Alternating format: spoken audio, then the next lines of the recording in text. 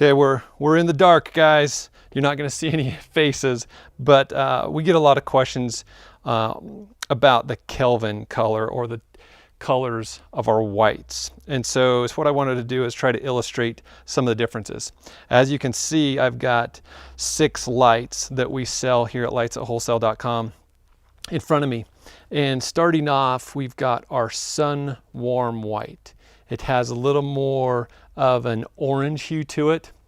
And then we graduate down to a warm white, very traditional, very common as far as from an install standpoint.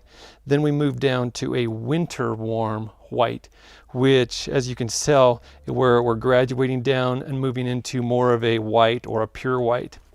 This guy right here is a pure white that we have.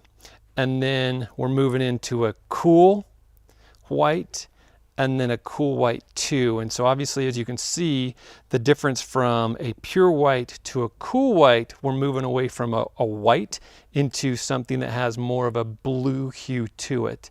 And so again, as we scale down from sun warm white, we move to warm white, we move to winter warm white, to a pure white, to a cool white, and then this guy is our cool white number 2.